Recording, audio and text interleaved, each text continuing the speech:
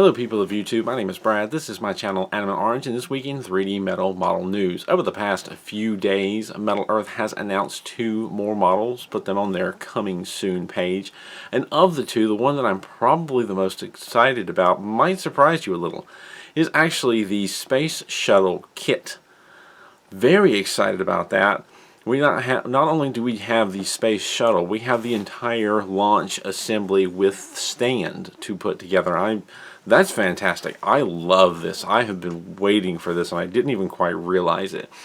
It's fantastic. I grew up being a child of the 80s. I saw a lot of this on the news being launched, them coming back in for landing. I watched several launches. One in particular will always stand out in my memory, if you know what I mean. Very sad one. However, this is a fantastic model, and I am so excited that they're including the entire kit. We've got, look at my notes here so I get it correct. We have the shuttle or orbiter, the solid rocket boosters, and the external fuel tanks all sitting on the pad. The only thing that I'm just a tiny bit disappointed in, but I'll be okay, is that they don't have the tracks underneath so that it's mobile. If you don't know what I'm talking about, Google the launch platform for the Space Shuttle. That platform, they could put like tracks under it and move it out to where it's going to launch from. And it's not in this model. And that's okay. That would have been neat, but that's okay. Still really excited about that. ICX277, so it's an Iconics or premium sized model. I'd be more disappointed if it wasn't. 3 sheets, listed as a moderate build, finish size 3.54 by 4.13 by 6.7 inches, or 9 by 10.49 by 17.02 centimeters. There's several different pictures of it. It's not a 360 view yet, but I'm really excited about that. I'm going to have to get all the space stuff that they've put out. I have several of it. There's several things I want to get. I think I'm most excited about this one. This is fantastic. Well done, Metal Earth. I can't wait. The other one was originally announced in the Metal Earth newsletter a few days ago. It's the January newsletter, even though we're almost done with January. And like the next day, I think it was already on the coming soon page. So I'm just going to go by the coming soon page. I mean, it looks to be pretty much the same. It's a ICA, it's a premium C3PO. So they've got a larger size C3PO, I guess, to go with the larger size R2-D2, even though P-School kind of beat them to it. Whatever. Let's just read the information. ICX229, so premium or iconic size, 2.25 sheets to 2 1/4 sheets. Finish size of 3.62 by 2.24 by 6.61 in height inches, or 9.2 by 5.7 by 16.8 centimeters in height. And it doesn't look immediately like anything has changed. It does look like they've just taken the smaller model and made it big, which I'm pretty sure they did the same thing with the bigger R2-D2. So that is a little disappointing that they're not going to, and I know there's quite a few people out there that share the sentiment, that it's disappointing that they're not going to add more detail to the larger model. They're not going to rework it and try to add to it. However, there may be something there and we just don't see it. Given what happened with R2-D2, I'm not very hopeful for that. My biggest disappointment is they still haven't fixed the lower leg.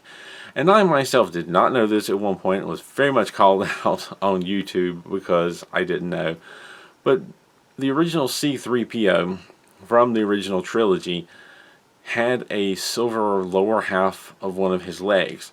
It didn't always stand out because it tended to reflect the gold of the other leg, but he had a silver like calf on him. He had a silver calf. And none of these models have reflected that. They've all been solid gold. And I really wish that they would take the time to add that silver piece.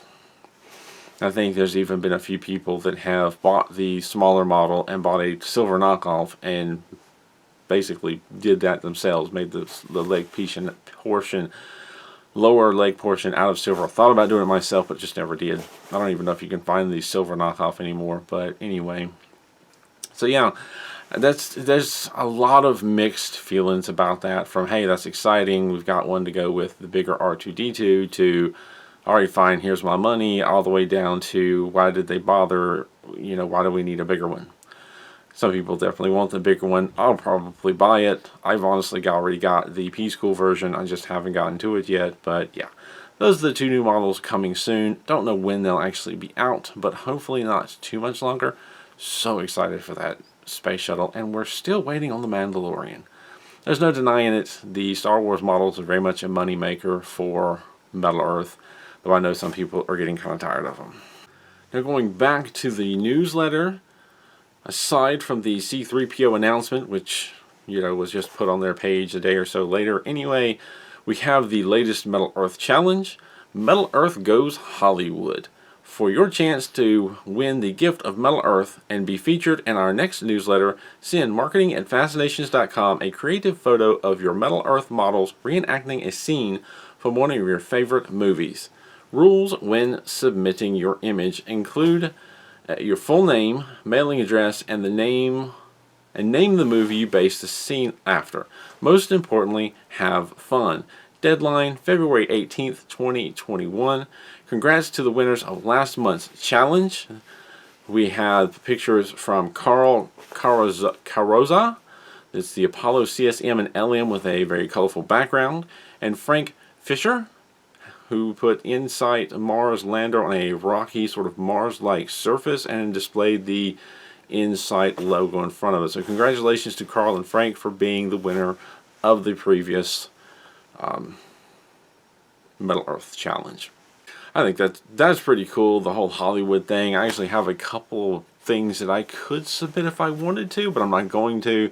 They'd probably count me out just because I've already pictured them, but I made a diorama of the original X-Wing being chased by two TIE fighters and, well, three TIE fighters, Darth Vader's and two others, down a mock-up of the channel of the Death Star made with basically foam painted gray silver with some metal scrap pieces put in there.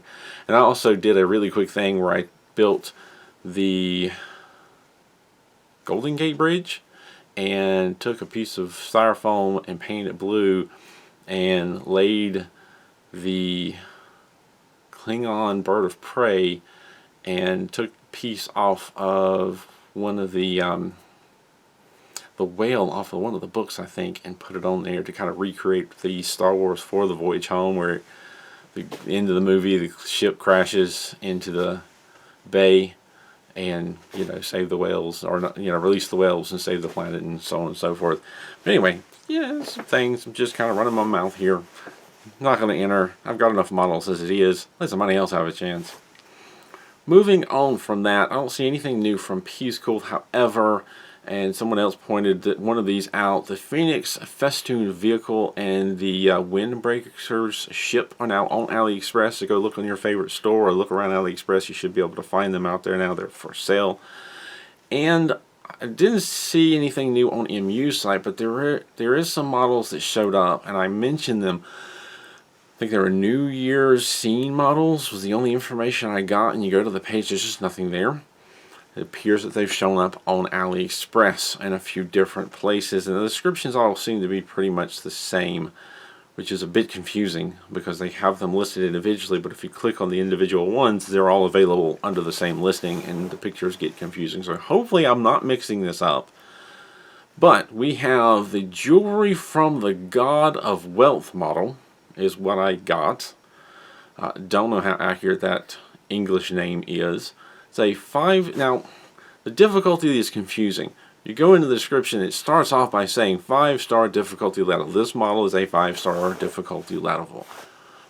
But we're going to read down the description. It's model number YM-N124-B, stainless steel and brass, finish size of 8.5 by 6 by 12.5 centimeters, multicolor, 3 sheets, 107 pieces.